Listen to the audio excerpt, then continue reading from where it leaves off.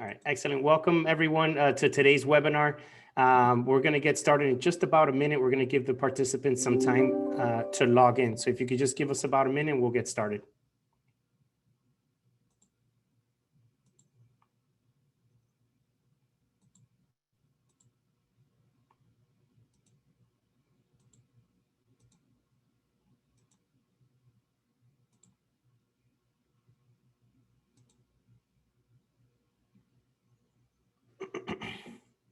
All right, for those of you logging in, we're going to get started in just about 1 minute. We're giving the participants some time to get in. If you have any questions during the webinar, there's the Q&A button either on the bottom or top of your screen. Feel free to ask whatever questions you may have. Dr. Michel and myself will do our best to either answer all those questions or whatever questions we're not able to get to today, we'll make sure to try and get you a response. So it's been about a minute. So Dr. Michel, I wanted to first thank you for being here today with me and going through this webinar. I know you and I were chit-chatting earlier this morning that the media has really pounded this into us over the past 6 to 7 months. But I know here at Affinity, we still find it to be, just as you do, very important with what's going on with COVID and the impacts that it's having on our associations. But before anything, I wanted to at least give our audience and the listeners that are on the call a little bit of background on yourself. Again, I want to thank you, Dr. Michel, for being with us. I know you're a physician which specializing in internal medicine, and you're the founder of Larkin Health System, an integrated healthcare delivery system accredited by the Joint Commission. I know you have locations in South Miami, Hialeah, and Hollywood, Florida. It's a network of acute care teaching hospitals which provide a complete continuum of healthcare services, including a full range of inpatient and outpatient services and home health agencies in both Miami-Dade and Broward County. So thank you again for being here with us. My name is Rafael Aquino. I am the CEO and co-founder of Affinity Management Services. We are an association management company. We service both Dade, Broward, and Palm Beach County. Our core focus is providing a better quality of life for the residents that we serve. And we do this really by building lasting relationships with our clients. So let's get to it, right? Everything that we have going on with COVID, the media has definitely pounded it into us. What I wanted to start off with you with Dr. Michel is what's your input on, we've been hearing a lot of talks with regards to a second wave. Could you tell us of what's your opinion on that potential second wave? Yeah, thank you, Rafael. And if you could you enable me so you can share screen? Sure, of course. Give me just 1 second. Thank you so much. Thank you for the opportunity to provide this information. Regarding the second wave, Europe is already going through another wave, and it all seems to be pretty much tied to reopening. So this virus obviously takes advantage of when businesses reopen, particularly restaurants, schools, and that's when you can expect to see more spread. And so what I'd like to do for today is, make this whole thing about science and not so much, there's a lot of politics in this, and maybe just start off by saying, nobody wants to shut down the economy. That's not if that's the message you get from what I'm going to say today, that's not the right message. I think the message should be that we as citizens should take responsibility. And there are certain things that we can each do, like wear a mask, like social distancing. And we'll go through, some more of them. I wanted to, also as a follow-up to your questions, I wanted to give you an idea of what Miami-Dade County and the state of Florida look like right now, so you can get an idea of where we're at with the pandemic. Because, sometimes, it's been now 9 months of, hearing this and that. And, unfortunately, there's a lot of mixed, messaging. So with that said, I'm just going to give you a little bit of, you can see my screen, right? Yes. So this, let's go. This one here is kind of the state of Florida. Back in, in May, March, April, May, we were in the 1,000 a day, people getting positive for the virus. And then it went up into the 10,000s, and now it's back down, but it's still in the 3,500 range. Correct. So that, that's obviously a concern because obviously the virus hasn't gone away. Correct. And if you look at Miami-Dade County, this is the Miami-Dade County fire rescue calls. This is how many people get picked up in Miami-Dade County for suspected COVID-19 calls. This is updated daily by the county. And you can see, we're still 60 people a day are being picked up by fire rescue, probably for shortness of breath, as Hmm. in Miami-Dade County. Now, how many people are in hospitals in Miami-Dade County? Uh, you see the line right here, 327 as of yesterday. That's a lot of people in hospitals, 90 of which are in ICU. This is all hospitals, not not now, no particular hospital, all Miami-Dade County hospitals. But that's a big number. And I think, the highest we got with this was like 600 or 700. So, 320 is not low. Correct. So that's kind of one of the things I wanted to share. And also, I had another, let me stop sharing so I can find the other one. So I had something I want to share with you. Johns Hopkins came up with these measures of um, when, what measures should be taken and when, right? So if you see here, um, this is the different levels depending on uh, the risk of COVID and what you need to do. So if you have less than one case per 100,000 people, you're on track to contain, you should just do viral testing and a contact tracing program. We're going to speak a little bit today about what contact tracing means and how you can become involved. If you have between 1 and 9 cases per 100,000, then you have to do more rigorous testing and tracing. If you have 10 to 24 cases per 100,000 people, that's called accelerated spread. So it's more than just community spread. Okay. And so at that point, they advise stay-at-home orders and or rigorous test and tracing programs. And then this is called the tipping point, above 25 cases per 100,000 people. Now, if you see here, this is the past week, about a week ago in Florida. So you can see Miami-Dade County right here, and you can see where we are. Yeah. So we're right here. So we're right under the tipping point.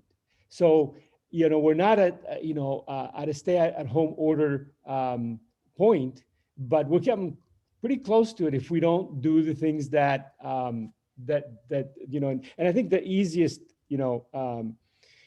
issue is understanding how the virus is passed and understanding how to avoid getting the virus. And there's a big I think you had more questions. Maybe I should just answer each one because I know you had. Yeah, yeah. So I wanted to ask you then with regards to, I mean, obviously things are getting worse, right? And as the media continues to, put what they portray out there, there's different opinions of different ways of approaching it. So we've heard a lot about the concept, of herd immunity. What's your take being a doctor with regards to herd immunity and kind of letting people get infected? What's your opinion on that? So the issue with this particular virus is that initially it was thought to be just like some type of a bad cold. Yeah. It turns out that we're now starting to realize that I'm sure you've heard the term long haulers, the people that end up continue to have symptoms. So we're now finding out that especially in Germany, Italy, some of the places that and even in the United States, we even though it's only been 9 months old for us, we are seeing people that have continued pulmonary symptoms. We have people that continue to have cardiac, long-term chronic symptoms, neurological symptoms, Wow. vascular symptoms. So this is not a virus you want to get. This is not a virus you want to get. You want to either wait for the vaccine or avoid getting infected. Of course. Yeah, no, I mean, we're being very cautious with our communities as well, because what we're finding is like everyone else, right? We're getting tired and exhausted of having to wear a mask and having to go through certain process, not being able to see certain family members. But at the end of the day, we have to do our own part, right, to protect not just ourselves, but also those individuals around us. So it's been challenging managing this process in the association world. I'm sure just as you've seen in your world. Could you tell us a little bit about some of the risk factors? I mean, again, I know we've heard, but being that, you're the founder of that hospital, I'm sure you get a little bit more insight of what's going on with the virus. So if you can tell our listeners a little bit about what you're seeing. Sure. I mean, like any other disease, obviously, as you get older, you tend to be more affected by it.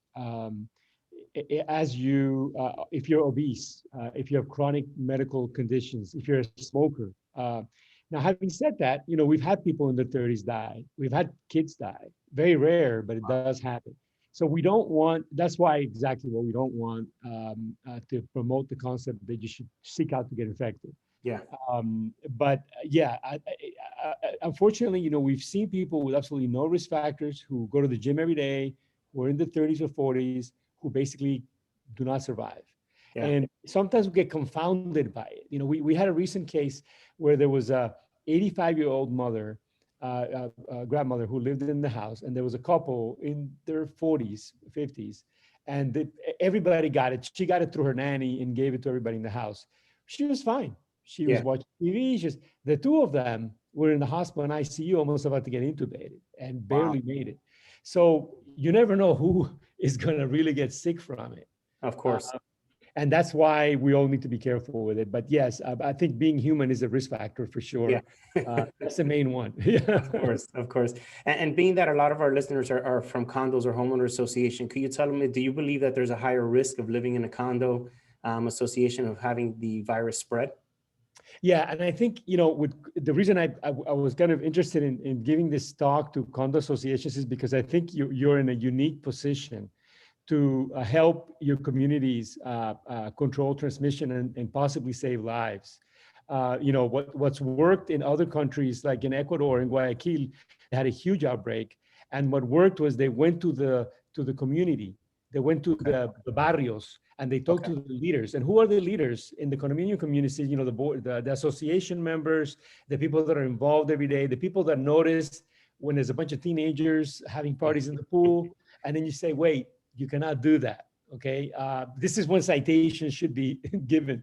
It's a good reason for citations, because you're saving lives. Because obviously, young people feel invincible, and what they don't realize is that at some point or other, they're gonna, even without wanting to, they're gonna get on that elevator. They're gonna rub their nose. They're gonna press the button, and then the old lady that lives on another floor is gonna get on that same elevator, touch the same button, touch her eyes or her nose, and that's how she's going to get it, even though she may never have any contact with them. So that's super important. And I wish all, we have the course. There's a course sponsored by the Association of State and Territorial Health Officials, ASHTO, which is a free contact tracing course. There's also one offered by Johns Hopkins. They're all great. I think everybody should take it. It's a 3-hour online free course. We just translated our course to Spanish and to Creole language. So if you have Spanish speakers that want to take the course, we would love to. And you can do your own contact tracing in your own community. Okay, and that's good you bring that up. So where could they get more information if let's say if they wanted to promote that within their communities and so forth? Is there like a website or somewhere that the residents or the board can obtain that information? Yeah, if you go to volunteer.larkinhospital.com, it'll give you all the instructions on what you need to do. We like to do it through the volunteer program because it involves not only taking the actual course, and then there's like a test afterwards, but then we also practice with you to via Zoom to make sure you're ready for contact tracing. And then we give you the tools because we have apps that we can use that can help you do the process of contact tracing, which also involves monitoring symptoms for people that are positive, in addition to help them identify their contacts. It also helps with plasma donations. It teaches you who qualifies for a plasma donation and how to seek that and how to connect the people for that. Okay, excellent. Because I mean, we hear it a lot, contact tracing. Could you give a better idea of how the process works? Is it because you hear contact tracing that it's done via the cell phone, that it knows that you were next to someone else? Could you talk a little bit about what your app does and how it works? Yeah, so these are, the app that was developed by Apple and Google, it has a kind of, it records when people are in certain places, and then it tells you visited a place. I'm not so sure that has a lot of use. Contact tracing is a proven method that was used in the last pandemic 100 years ago, and was used with Ebola recently. and it works. It basically has to do with the way that this virus works is one person gives it to three people, right? Okay. And so if you can, and each of those three people gives it to three people. And when you start following that cascade, you see that you can go from one person to thousands of people. Now, if you broke one of those links early on, right, at the first or second level, you could have hundreds of people that you could avoid from being infected, just because you basically call them and you tell them, look, you were exposed to somebody who you were in close contact with somebody who was a COVID positive. I cannot tell you who that person is because obviously the hallmark of contact tracing is confidentiality. You cannot disclose the name of the person. But this is only to protect people. It's not to point fingers. So then you tell them to isolate, to call that quarantine for a period of time, and then basically that avoids that virus going anywhere else. Of course. And that's how it works. It's very simple concept, Okay. but and it works very well. The problem is we need about 350,000 contact tracers in the United States in order to do the same thing that China or Hong Kong did.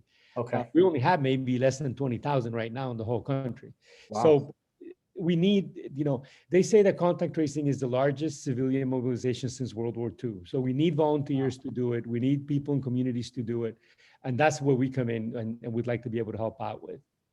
Excellent, excellent. No, that's definitely sounds good, and we'll definitely do our best to be able to share that information amongst our residents, so that they'll, if they'll be willing to be part of it, because that'll definitely help slow this down. I mean, you're hearing already about the second wave in Europe, and it's like what you said, Dr. Michel. You're seeing I was reading a recent report that they said between the ages of 20 and 49, they're just not paying much attention, but at the end of the day, they're forgetting that they're seeing their grandparents and they're seeing other individuals. They're going to other places, as you stated, where their older lady touches the elevator. So it's very important that they're aware of it. And if we do have those contact tracers, then we can possibly stop some of that from happening. And with regards to like the virus itself, have you seen the treatments? Have they gotten any better? If we do get, or as we go into this second wave, are you seeing the treatments that are a bit more effective? Yeah, the problem with a virus like this, where basically you're talking about maybe 10, 20% of the people that get infected actually end up in the hospital. And of those, maybe 1% dies, right? So obviously, most of the people that get this virus are not going to die from it, right? And so it's hard to sometimes gauge. When people talk about the experience the president had with the virus versus other people. Was it the monoclonal antibodies, or did he just happen to have a good course of the virus? I mean, it happens that people just have a fever and then get better. So it's hard to tell. I can tell you that remdesivir, which is the only thing that's currently approved, has not been as good as we have not seen great results with it. Okay. We've seen better results with early use of convalescent plasma.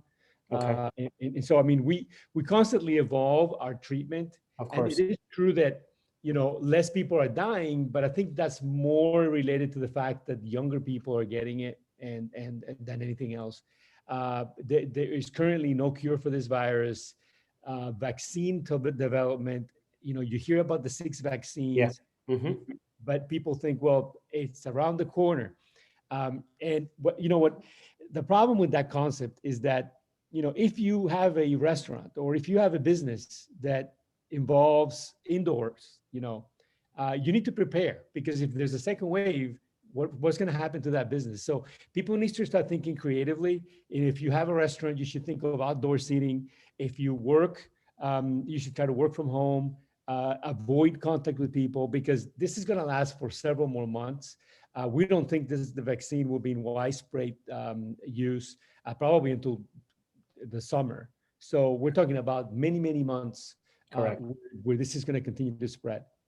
Correct. No, I've heard similar reports. We talk about the vaccine being available before the end of the year, but the reality is trying to produce it and everything that's involved with that, especially that this is a world thing. It's not a country thing. It's the entire world that's being affected. So being able to produce that amount of vaccines is going to take some time.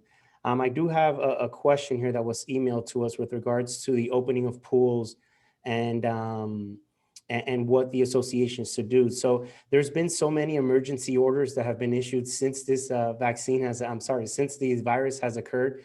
If you don't have a policy yet, you definitely should be meeting with management and your attorney to understand what are the specifics. Because while DeSantis did lift everything, the county in itself and the city in itself are putting certain ordinances. So depending where you live or where your community is, it's very important that you get together with your attorney, with management. If you haven't designed protocols and procedures in place, make sure that you do so.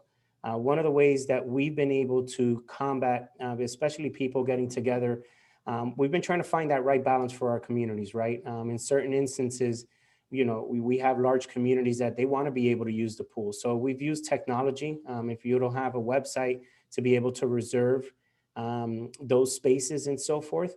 And then obviously having the right people to clean the areas and being able to monitor to make sure that you're not going past what the requirements are, the 50% capacity, the 6 feet distancing, and so forth. Believe it or not, there's actually some companies. I recently had a meeting with someone that they're looking to instead of having security guards, they're calling them ambassadors, where they're going to be individuals that are just going to come to the property and just politely tell people, hey, you're closer than 6 feet when you're in the pool, rather than having the expense of a security guard. So with that said, Dr. Michel, what's your take on, because we're doing our best to try to, where we can, balance the cost and so forth of having the areas cleaned with the proper chemicals. Do you believe that the associations that are doing that and really protecting those high touch points, do you believe that's effective, or are you the opinion that it's better to have these common areas closed? It's obviously, if you close it, then there's nothing to clean, right? Yeah. So obviously it would make sense that Yeah. now this is where you live, right? Of It's like, course. do I want to close my patio? No, I'd like to be able to go out. So I mean, I think people sacrifice certain things, and but I think the concept that this is not a virus that's very sturdy. Obviously, if you clean, it goes away. Yeah. It dies. Yeah. It was exposed to the sun, it dies. So in outside areas, it's not likely to survive for a long time. But if you can clean a surface and somebody can infect it, and somebody can touch that same surface again, you can't constantly be cleaning. Just because you clean a couple of times a day doesn't mean that you're somehow Of course. sterile. Of course. That does not happen. So I think the best approach is to educate your members, your residents, on how to be careful, to talk about it, because I think it's the carelessness that causes it, Correct. particularly when they don't want to wear a mask, when they don't practice their own hygiene. Even if they have their hands clean all the time and they wear a mask, you wouldn't need to clean the surfaces. Correct. But the reason you do is because they're not doing that. So Correct. I think education at that level is much more important. And I think that works a lot better than the constant cleaning. Okay. All right. Excellent. Are there any free tools that you believe that are available, or that you know of that are available to help control the spread of the virus? Yeah, I mean, we have in Ecuador, they use the tool, because the problem that we're having right now in the United States with contact tracing is it's not working well for a variety of reasons. The first one is we have 60,000 new people every day that are positive. It takes about 4 hours to do contact tracing with one person. Imagine, multiply that, Wow. how many people you would need to do 60,000 people in a day. Of That's a course. lot of people, right? Yeah. So, and we don't have that many people. That's number one.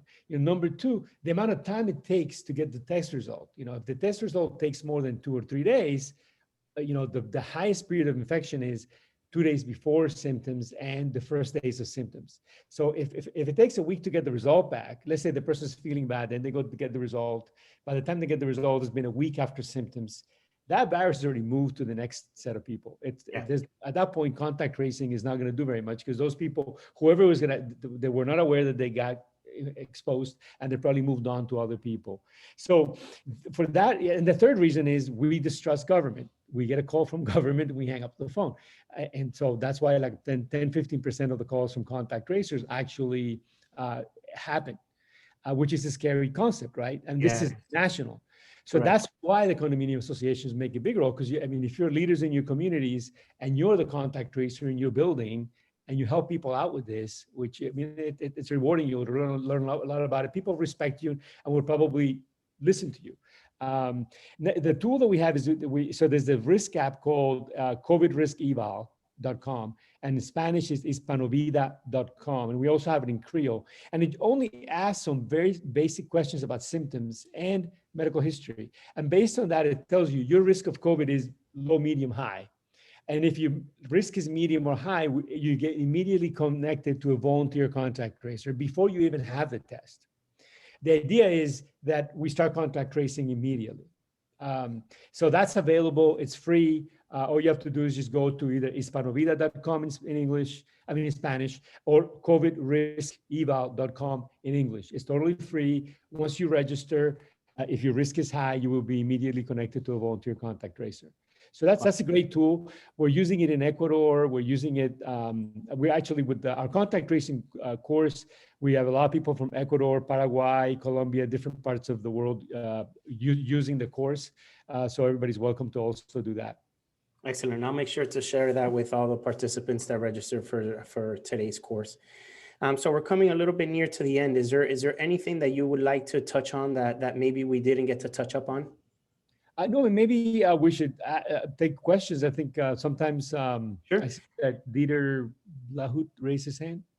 Sure. If anyone has any questions, if you could just kindly type it in the Q&A, and we can have Dr. Michel or myself answer those questions. And with regards to so let's talk a little bit more, I guess, well, if anyone has any questions, they'll type it in there. With regards to the contact tracing, so let's just kind of go through a scenario so I can better understand it. So let's say I get COVID and we have a contact tracer in the building. Is it my responsibility to let that contact tracer know, or what are the steps that are taken? You can actually manage it. We have like a whole team of people that do this for free as volunteers. So we have several thousand people that are trained contact tracers that do it not only here, but also in other countries. You can join that team, or you could just talk to your members in an association and say, you know what, we're gonna start doing our own contact tracing in-house. We're gonna train, and we're gonna assign people that are local. Obviously the issue is not everybody's comfortable with their neighbor knowing that they are COVID positive, and some people don't want to disclose that. So that's the only handicap from that. Now, having said that, what worked in Guayaquil was they went to the leaders from the barrios, who basically were the leaders in their communities, and they're the ones that said, hey, we need to do this. We need to warn people. If you have symptoms, we need to warn the people you've been in touch with, so that we can protect your family and protect your loved ones. Because who are you in touch with every day? People that you care about. Of course. So that's the whole point of that. But I see some questions about. I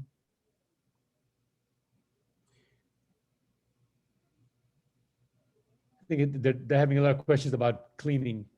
Yeah. If you want, I'll address one. It says here from Michael: if the association cannot clean the pool furniture, then it's best to not have the furniture out and avoid any issues. So, Michael, that really depends on the board and what their decision is. In many cases, I would say it's been a 50-50 for us. We found some associations, and also depends what county you're in, because Broward County did have an ordinance at one point that required all pool furniture to be removed. So depending on what your ordinance is, that's the first thing you need to look at. Second thing, if you're not able to clean or monitor the pool, then it's going to be a little bit difficult because you want to be able to monitor. You need to know if people are respecting those guidelines. The last thing you want is having large groups of individuals in the pool area and then causing some kind of spread and then causing some kind of liability for you and your association. You want about how do you get residents to comply from Catherine? I think it's if you're a leader in your community, your neighbors, best coming from you probably than from government. It's hard. People don't like to comply. But I think education, just letting them know. I think part of the problem is they get this feeling that this is just a cold and that it's being exaggerated. And I think that's when people don't want to comply. Regarding the laundry room, I don't know, Rafael, what you guys do with laundry rooms, but as I'm assuming this is a very close space. You got to be careful about being too close to somebody for a continued period of time. So, I mean, maybe you're putting your laundry, you necessarily trying not to, not to be on top of anybody there, because the, sustained contact with somebody, for a period of more than 10 minutes is enough to get the virus. Correct. So you definitely don't And want our to be experience next has to been that somebody. most laundry rooms are very small. So if you're going to respect the 6 feet social distancing, your association, if they haven't done so yet, there should be, even if it's done with just simple tape to keep costs low. Some associations, depending on the kind of residents that you have and their their request, they may have fancy logos of the building with the 6 feet distance requirement, but most of the times there should be something that marks it that it doesn't require, it's not going to require more than one person or two people.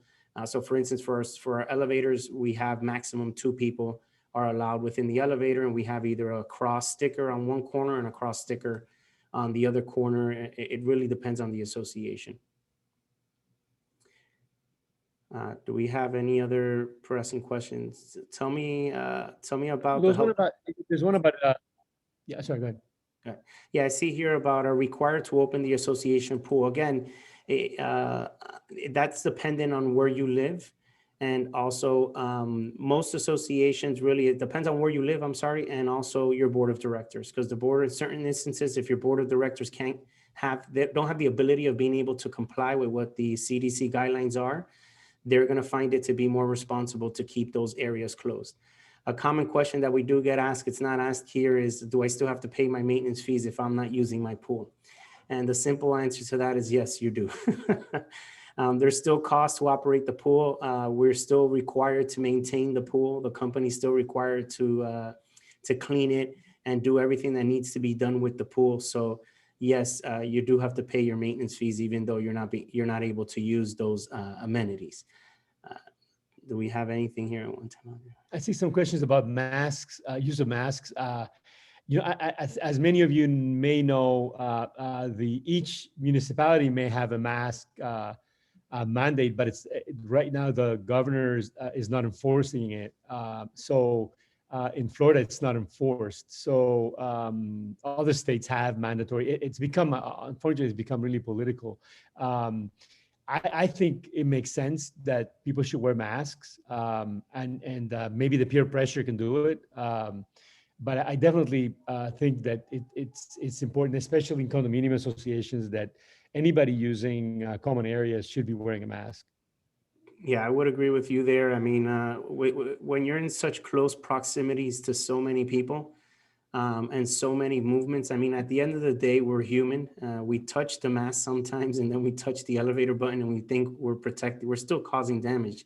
The virus can technically be on the face of that mask. So I would agree with you, especially with the condo associations. You also have to keep in mind that when you live in a condo association, you still have your First Amendment rights, but you have signed a contract that does allow your board of directors to create additional rules and regulations that you will be governed by.